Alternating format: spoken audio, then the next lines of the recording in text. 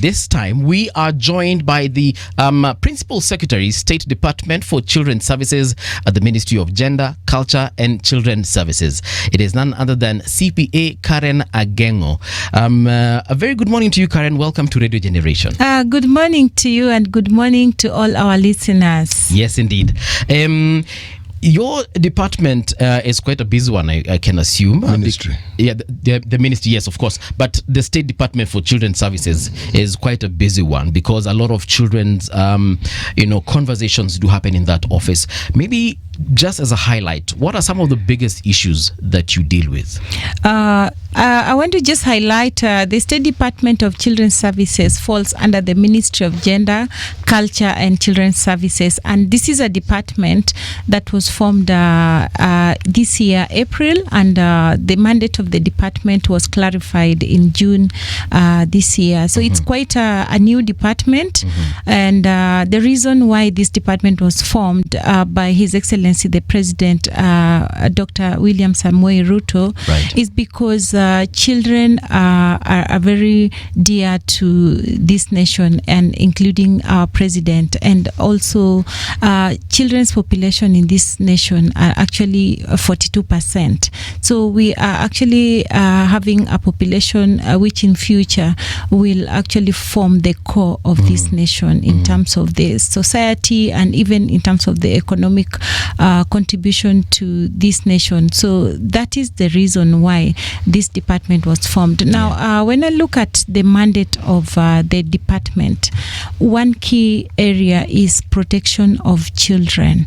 And protection of children is to ensure that our children are safety of children wherever they are, whether they are at home or whether they are in school or wherever these children are. Children do move around but the basic place is first safety of children at home.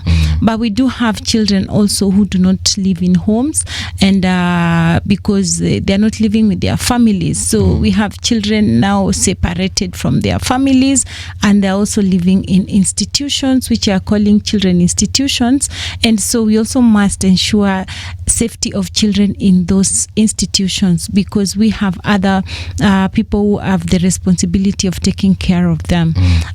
We also look at the rights of children. In this nation, the law provides for various rights of children, and so children have a voice. And in this particular child participation, we look at children being given opportunity to voice their concerns, to the government, so that the government can provide and meet those rights. For example, we have the right to basic education, where every child in this nation has a right to go to school. Basic education is up to secondary level.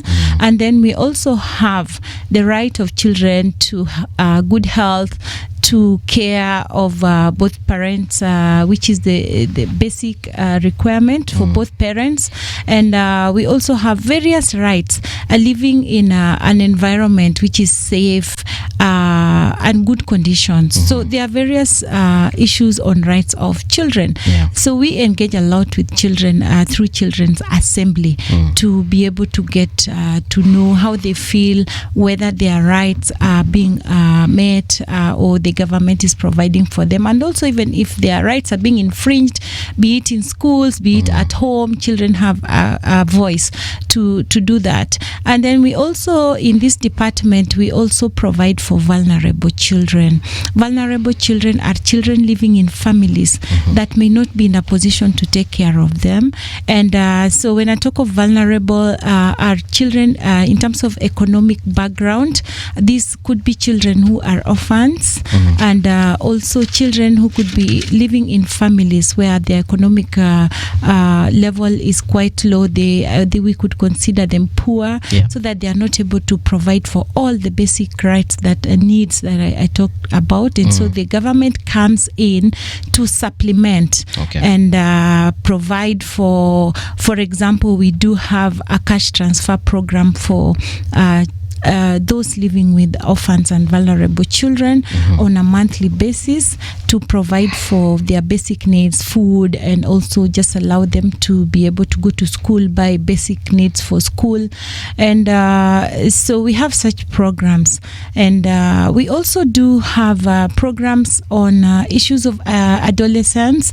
We note that there is really a great concern on teenage pregnancy. We have about 15% prevalence of pregnancy in among our teenagers. So we work also in this department to ensure we reduce this rate and also to educate the young ones so that they avoid getting pregnant at an early age. And for those who already have babies or children, those are children of children, let me say child mothers. Yes. We work on a program to take them back to school because we believe education is a right of the child, as it is in the Constitution and also in the Children's Act 2022. So those are just a few areas that I would highlight as the mandate of the department. But not forgetting that family is very key when it comes to children's issues. And so this particular year in June, the president clarified that we also have a mandate to promote family values in Kenya. And because we believe when a family is stable, then children will also live in a safe environment and the children will not be separated from their parents. So we are promoting that to ensure we have a united family to where children live. Thank you. Yeah. So when we're talking about children, for the sake of the listener, we are talking about an individual who's just been born all the way to what age? 18? Yeah, we do have a definition of a child under the Constitution and under the Children's Act. A child in Kenya is anybody between 0 to 18 years. Okay. So before conception, that is 0, and after they are born, then we are up to 18 years. Anybody above that is an adult. Again, just to be sure, because I might be 18, but I'm still in Form 4, for example, even Form 7. I mean, Form 3, waiting to get to, Form 4. So if I am that individual, I am 18, but maybe I'm in Form 3, am I still considered someone under your jurisdiction? Of course, we look at the age rather than where the child is placed in terms of education. But majority of children, I want to say they fall in the children in school up to high school. Average is about up to 18 years. And so should they be over 18, then they are not children. Okay. But we do have also a ministry in charge of basic education.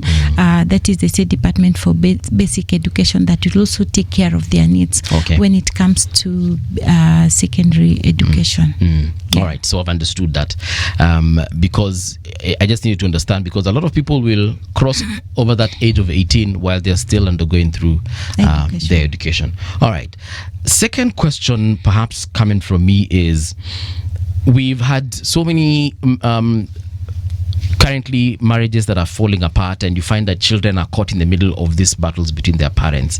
Is that also a situation that is under your jurisdiction to ensure that this child is well taken care of, regardless of what happens to both parents, whether they separate, decide to stay together, or in a case where maybe they even pass on due to whatever circumstances, this child is under your care as far as what happens to how the parents decide rather to move forward?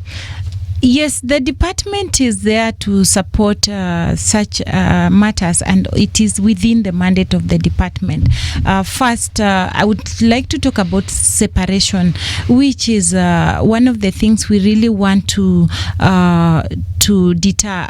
prevent through stronger families. And we are having a parenting program where we do training of parents to ensure they also live in harmony with each other. But should the parents separate, then the interest of the child is the basic thing that we look at. Actually, the Children's Act says that any action that you take should be in the best interest of the child first.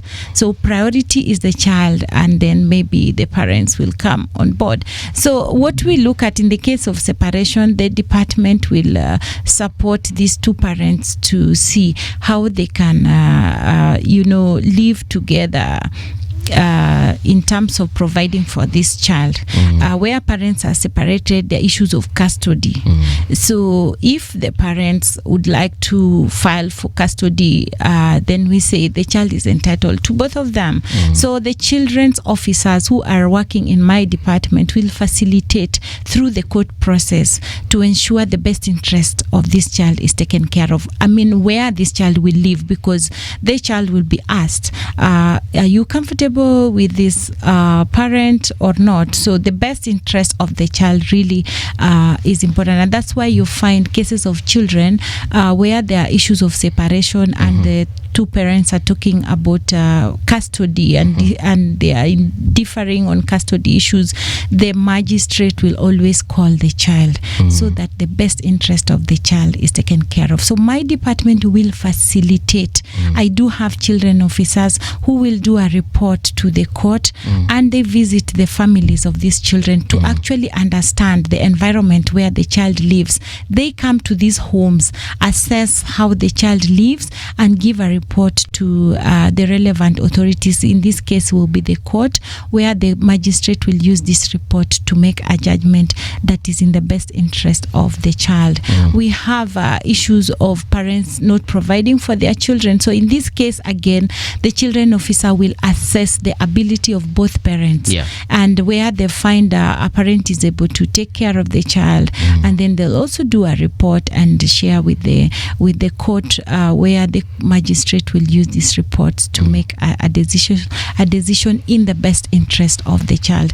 So yes, my department is involved where issues of separation, where there are issues of death, children are left orphans, succession issues, the department will support because they will need to understand the background of these families and see how the child best interest can be taken care of. For example, if the child goes to school and there is some financial support required and there's issues of succession, the children officer comes in handy to do a report which will support that process. So we are very actively involved in the life of children through such processes, and we work closely with the national government administration officers, and these are the people that generally the public know as chiefs. The chief is very key in our work. In every place where we have children issues, the chief will also must be involved, because the chief of that locality understands their residents. So we work closely with them to be able to support any process regarding children. Where children are lost, we also work again with the chiefs, the police, because a report must be done on a missing child, and then we help to trace the families of these children and reunite them back with their families. So those are just a few when it comes to interest of the child. This ministry that you work in has very many challenges. You are tasked with looking into the welfare of probably the largest population of people we have in this country. Yes, that is true. I said 42% of Kenyan population are actually children, and then we have about 30% are youth, up to 35. So we are talking of then above that are now people who are above 35. So children are almost half of this population, and so you can imagine in the near future that is the kind of population that is going to develop this economy of Kenya. So we really must take care of them to ensure they have proper education, to ensure their values in the society are well grounded, moral, so that these are the future leaders of Kenya. Tell us about some of the challenges that your ministry faces in simply making sure that they achieve the mandate that is theirs. Being a new department, one of the things that I can say, the challenges that we are currently facing is on issues of funding. To be able to do all this, a lot is required in terms of facilitating all the officers. I told you the officer has to come all the way to your family if there are issues of a child. And so we, the major thing that I can say is limited finances, and we are hoping, because this is a new department, we are hoping we'll get a lot of support from the members of parliament to be able to enhance our budget to allow us deliver on this mandate. However, currently, even despite the limited funding, we do work with partners, and there are various partners in this particular space of children. So we work with them in terms of mobilizing for resources to be able to supplement what the government is having, and so that is how we are addressing the challenge. But I can say that is a major key challenge on the side of the State Department. You mentioned something about Children's Assembly, if I got you right. Yes. How does this work? So Children's Assembly is like a parliament where we have members of parliament. So this is a body that provides for children to come together and voice their concerns. These are children in school, and they do have a structure. In the counties, we do have a Children Assembly where we have a governor for children in every county. They are supposed to establish their own chapter. For example, Nairobi chapter has a governor. I have met the governor for Nairobi, a child who is currently in high school.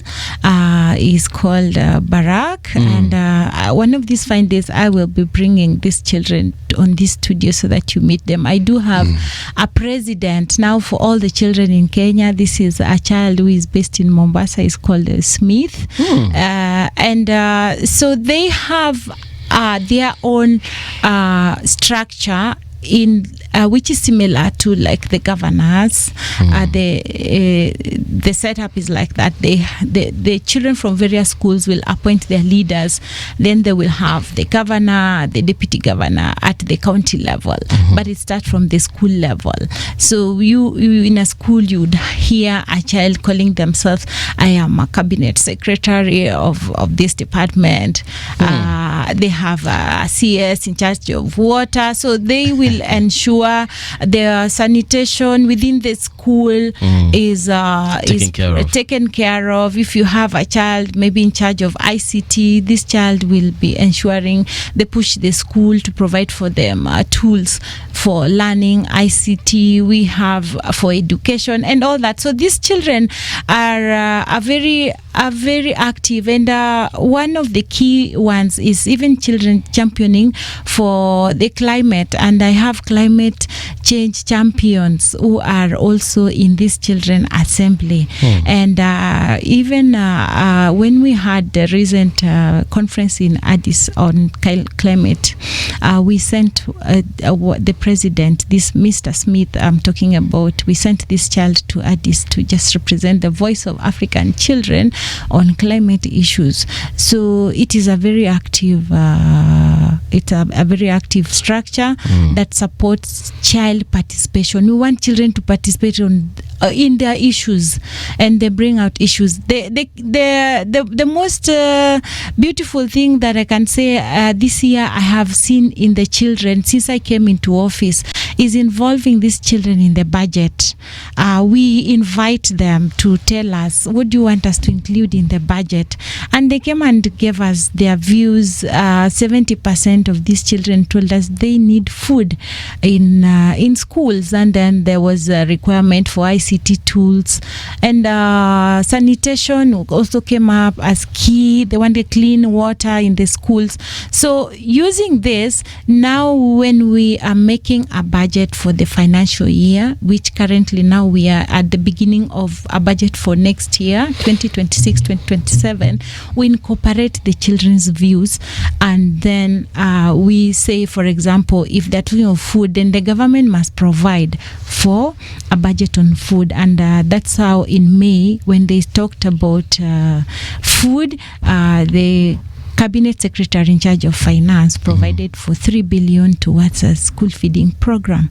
So that is how we involve these children through the children assemblies. How do these leaders get to their position? Are they elected? Are they appointed? They are elected by their own children in the schools, not really friends, but the students, the pupils in the schools. They are very respective schools. Then they go to the county level. So if you are representing this school, they will vote for each other and then come up with their leadership. And this begins in primary? Yes. Very good. The reason why I ask this question is because we've often had a discussion here about patriotism. Yeah. And how do you inculcate patriotism? Today you've given me the answer. Because if you can introduce children to understanding how government works and their role in it, as is demonstrated by ensuring that the things that they speak of, you take them to the assembly, National Assembly, so they see how these things are done. You ask them to talk about the budget making process, and they go about making, and they actually see that the Treasury has allocated money that they hadn't allocated before for this. The reality of how government works not just dawns on them, but they begin to understand it. Very true. Very true. And this year, when the Cabinet Secretary, Honorable Mbadi, was launching the 2026-2027 budget process at KICC, we had children who actually came on board. They attended this event, which was for stakeholders and also government officials. And these children actually were given airtime. They were given a lot of time to give their suggestions to the Cabinet Secretary. And he actually appreciated the children participating in the budget making process and directed that all ministries should take care of ensure their budget incorporates interest of children in each area that they are actually in each program that they are working on.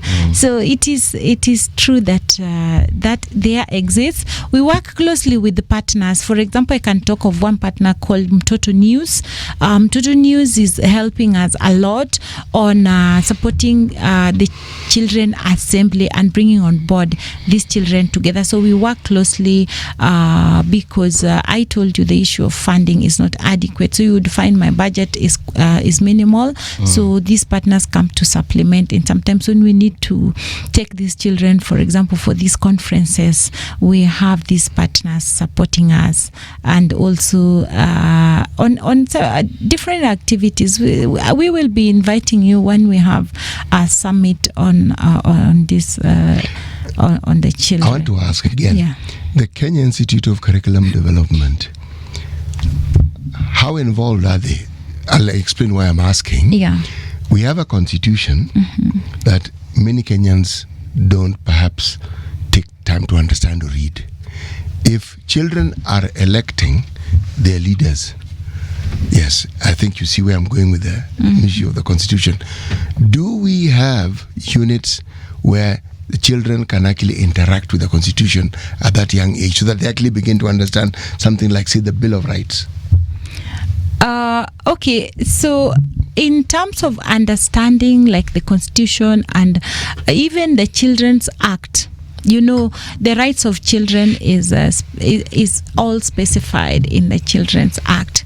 So what we do at the school level, I am not so sure if the curriculum really has this, but what I can say as the department, now we promote this in terms of having sessions where the children, we do have, in my department, there is a section, a unit that deals with children assembly. So one of the things they do is to sensitize the children about their rights.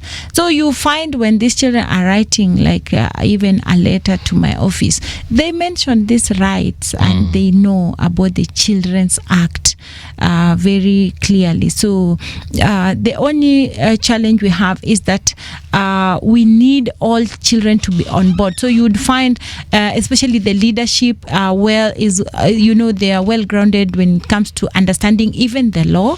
But we are working on a system where we can inculcate and also sensitize through the Children Assembly for all children in school to be able to understand these rights. So I want to agree with you that there's need also of partnership with the Kenya Institute of Curriculum Development in terms of providing for this in the curriculum for children to be able to understand these rights. But I understand that why we have the Children Assembly is to ensure we bring out and sensitize children on these rights. You talked about training of parents in parenting. Yes. This one is interesting.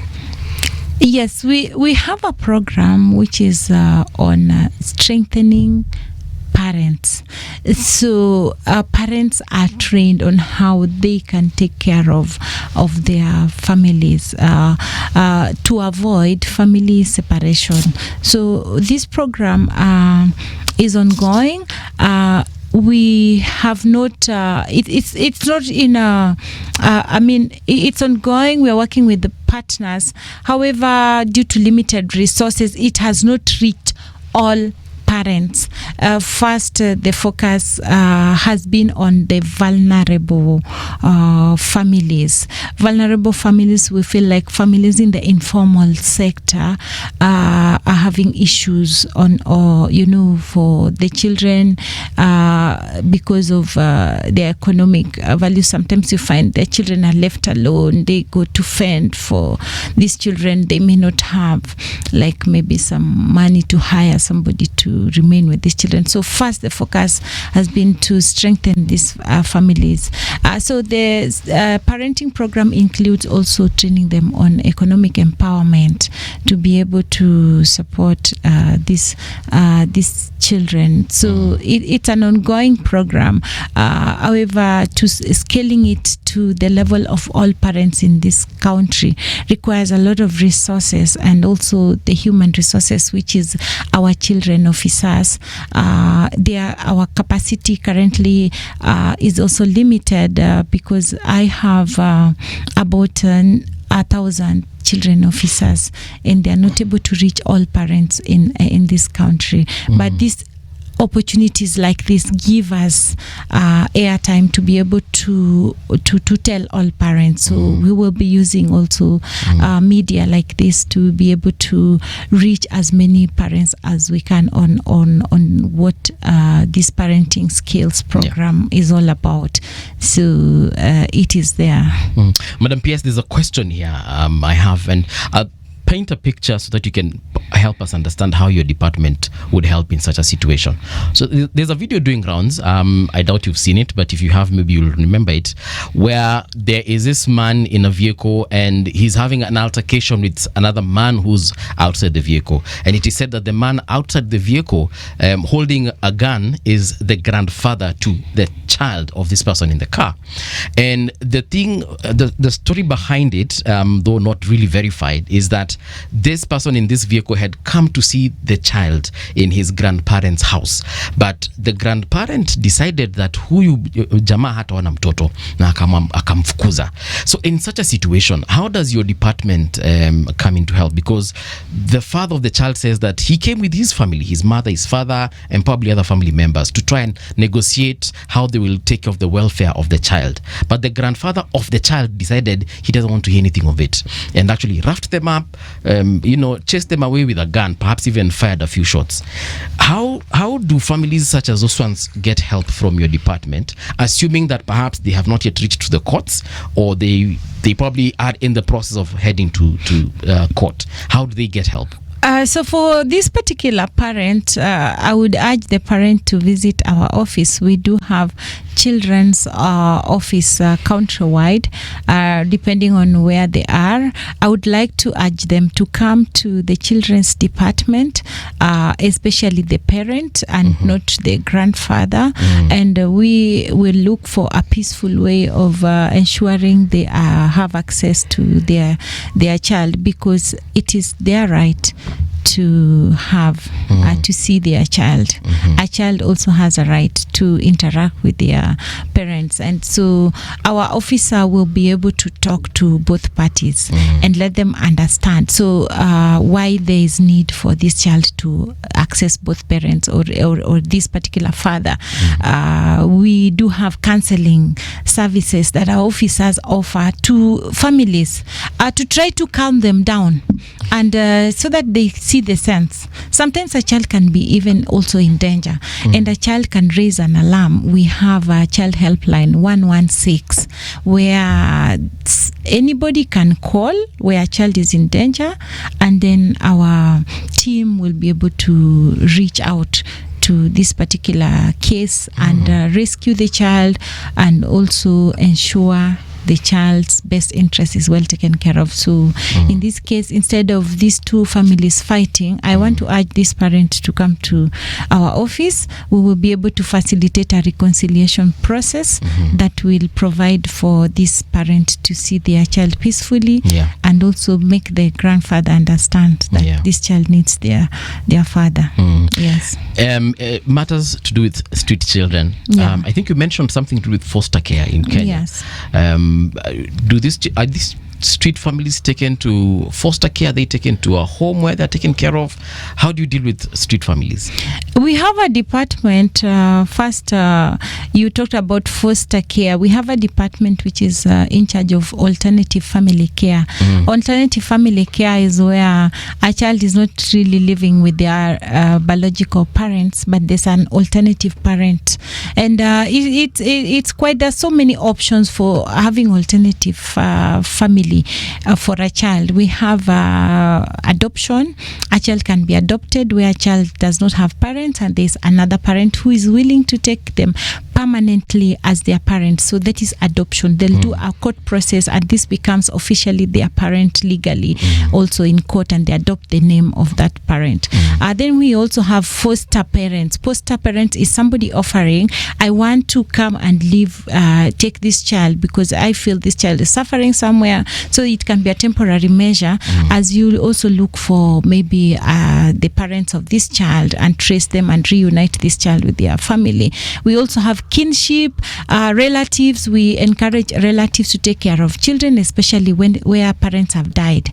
Instead of these children moving to the street, some of them go to the street because they are orphans.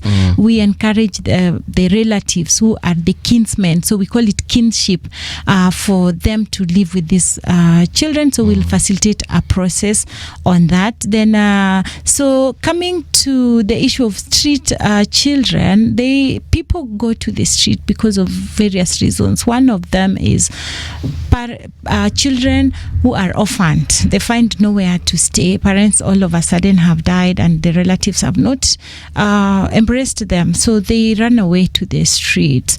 And we also have people running to the streets because of economic reasons, and we also have people living in the streets because of an enticement to be able to keep begging in the street.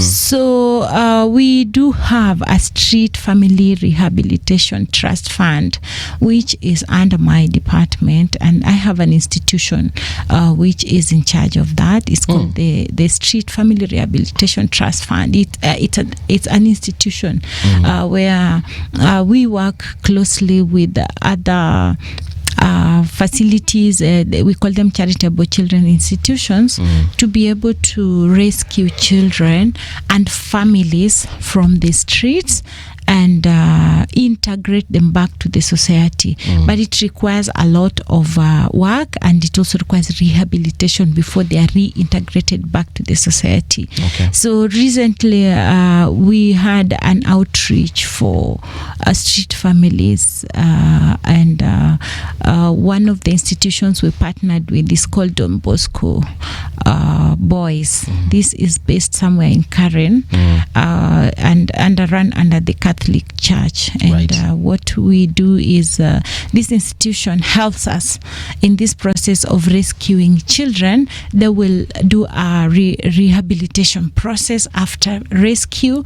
A lot of counseling is involved, and then once they are ready to go back to the society, we trace the families of these people, both their families, because some of them are adults, mothers living with their children on the street, and then we reintegrate them back to the society. So what we do, this fund supports the process. So we do allocate some money to institutions that are willing to partner with us in this process, because we currently don't have an institution, a home where we can take the street families. Therefore, we partner with this and provide some funding to them, which is a government funding, and then they help us in this process. So we had an outreach for street children, and they came many families, women with the children, and majority, what I found out is that those women who have children, actually they told me they didn't want to go back. And so there's an institution also which is specifically focusing on the mothers and the children. And so what I saw is that there are those people living in the street that are willing to get out. Of course, those who have lived longer, it requires a longer process to be able to get them out. But the ones who have been there shorter time, and especially the women and the mothers, I saw the urge. They really want to come out. So the outreach was we do a program where they will see the benefits. We bring the ones who have been rehabilitated to talk to the ones we are bringing out of the street, and then they see the benefit.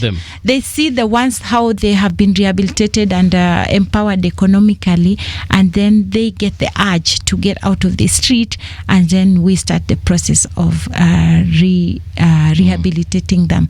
And Don Bosco is one of them, and is doing a good job empowering them economically, doing carpentry, welding, farming. So they're given skills as well. They are given skills, and I actually visited. They have a farm where children can be. The street families can be shown how they can get some form of farming to be able to sell vegetables.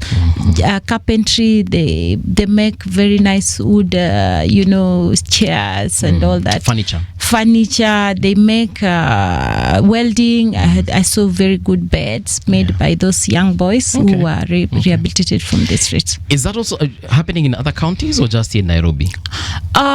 It is all over. So in other counties, we will identify as an institution that is similar able to Don Bosco to work with us. Okay. Yes, we do have several outside Nairobi.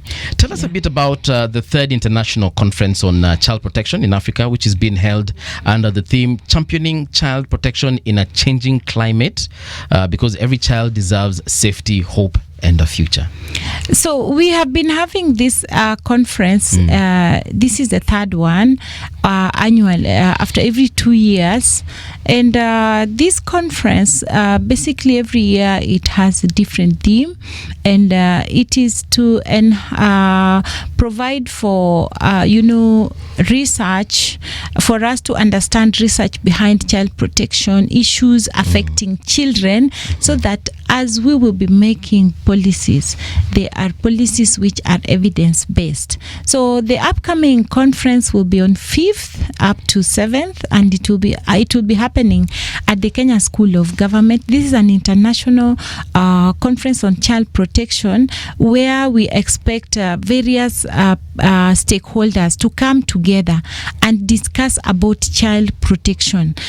We have academicians, people who are in research, universities, we have practitioners, people who are handling issues of children, like various NGOs. For example, we have UNICEF, we have many organizations dealing with children both in Kenya and outside Kenya. So we want to bring on board these parties. We want to bring on board children who will also be part of the participants to tell us what do they want under child protection, what are the issues affecting them. And this particular year, the theme is on climate change. Climate change, we have noted, affects children most because they are vulnerable. Children hardly make decisions when it comes to something happening around them, but you find that they are affected. For example, climate, when it comes to floods, a child finds themselves in a flooded area.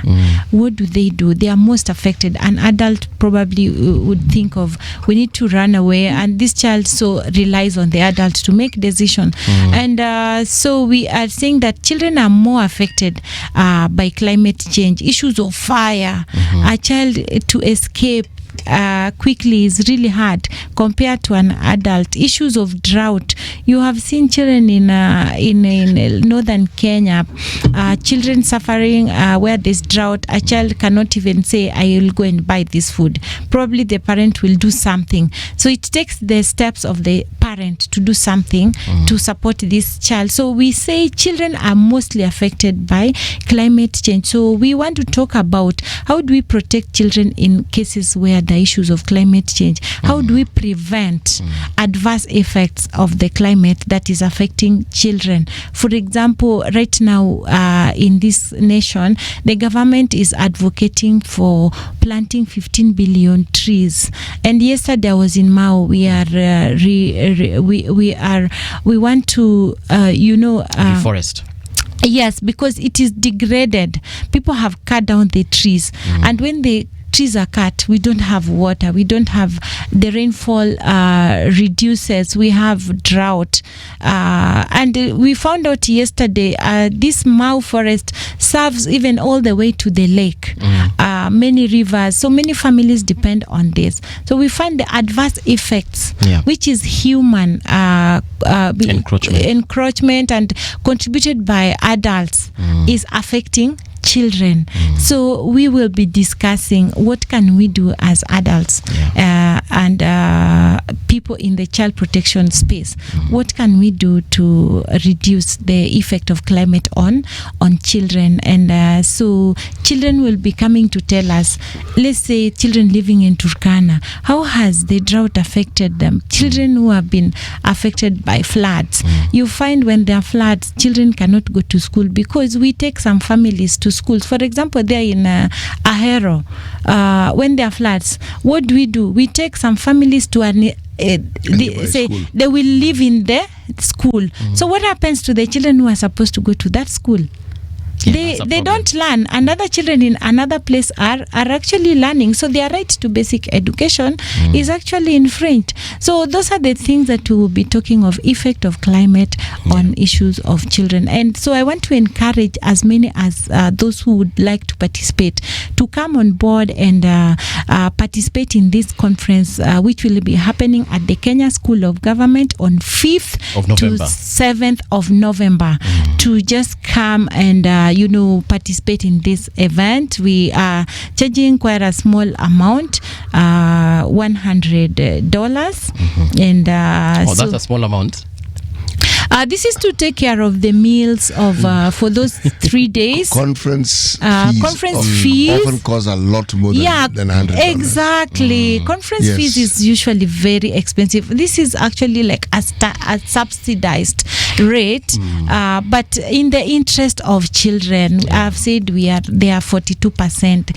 I want to encourage all Kenyans to register and come on board and support this event. We're also looking for those who are willing to support this particular conference to support us, in terms of finances and sponsoring some participants for purposes of ensuring the success of this conference. Yeah, and it's interesting you've said that you're inviting. So how can they get in touch? Do they get in touch with the department? Is there maybe a telephone number they can call, an email? Do they go to the website of the department to get more information on this?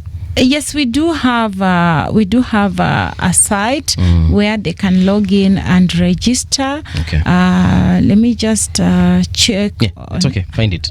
Yes. Right. Situ Meskia.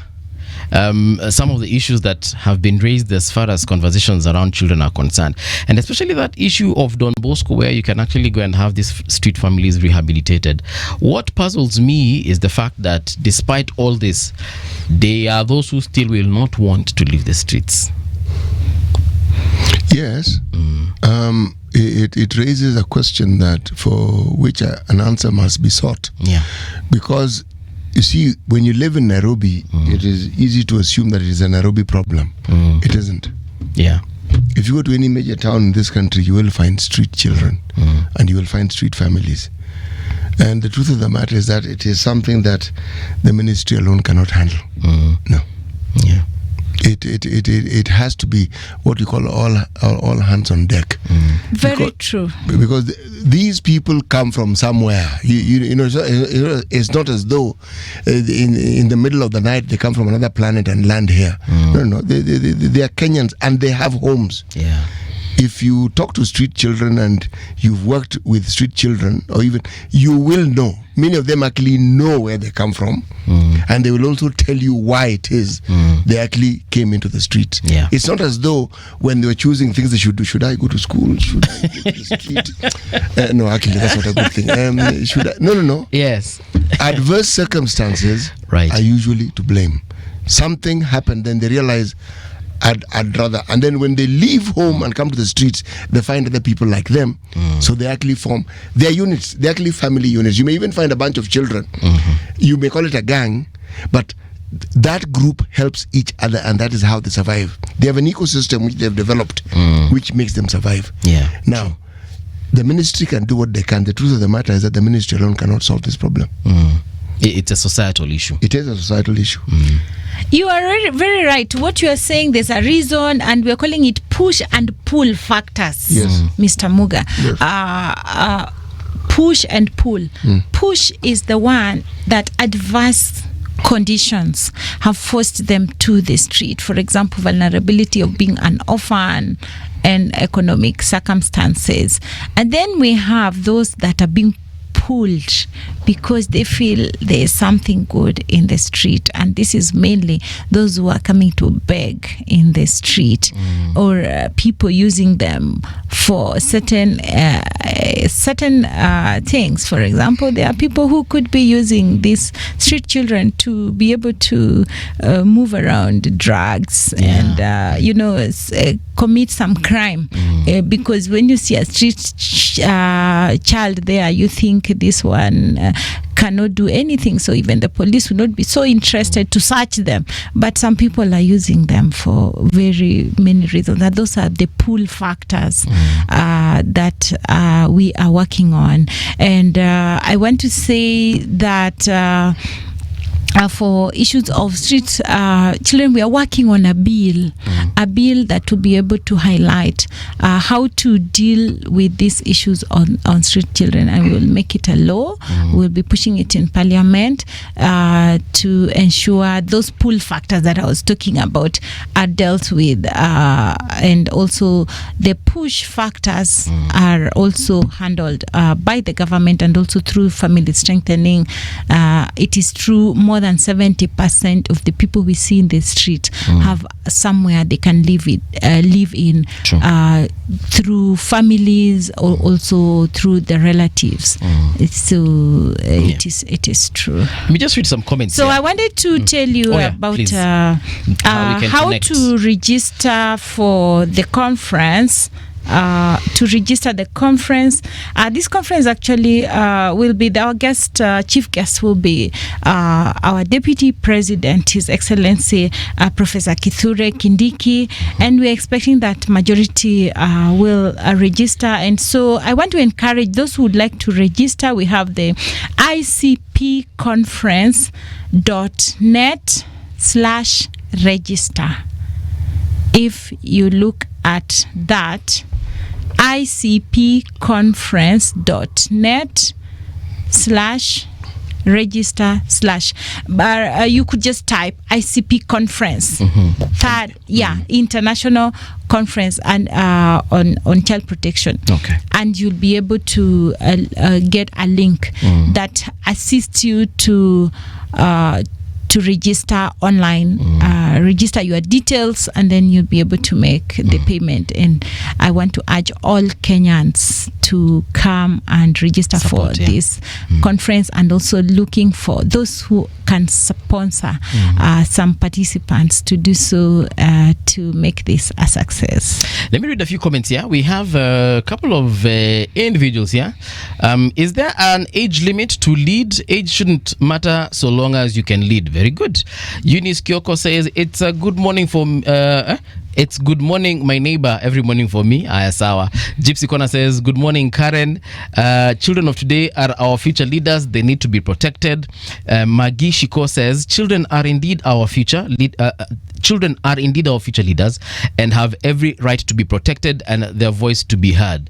Good morning, my neighbor. Well, good morning to you too. A child might be forced to repeat a class because of performance or lack of school fees. Could they be considered a child or young adult? Well, it depends. But there are different departments that will take care of the child in different stages of development. So great work, Honorable Karen, even if umeambiwa.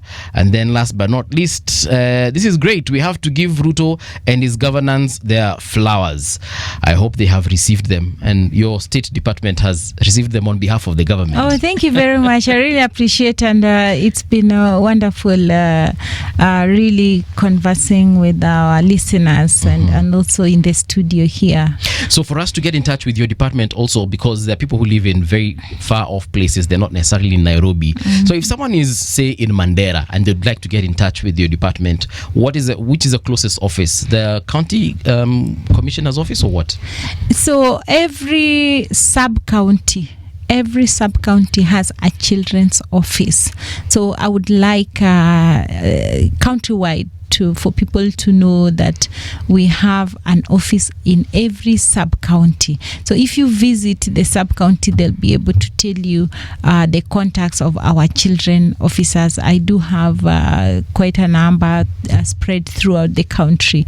And should you have the details, we do have the chief. We have very close contact with the chiefs in that area, and they'll be able to link you up with our children's office. Yes, but you could also get us if there's an emergency issue on a child. We have 116, which is a toll-free line. You can raise the line, and our officers will be able to trace you. We have people who are managing this call center, and they'll be able to refer that particular case to the children officer who is located nearest to that person where there's an issue on a child. All right. Thank you very much, PS Karen. This is where we come to a close as far as this conversation is concerned. But like you've said, we invite you back, and umesema utatuletea the president of the children's it was a children's what? We do have the the president of the Children's Assembly, we Yes. can arrange for him to come. In Nairobi, I have Barack, who is nearer to reach, and is the governor for Nairobi. We can have, it's a governor for children. Yes. I need to specify this so that the governor of Nairobi does not think there's another person taking his office. This is a governor representing children Yes. in Nairobi. All right. We can reach him to also come to the studio. These are children who have helped us even come up with, books, an online book that supports child protection and done in the language and in the colors for children. They themselves, they have contributed in coming up with something like that, a book. All right. Yeah. Sawa. Thank you. Madam PS, hope to see you again soon. Looking forward to a future engagement with you. All right. Thank you.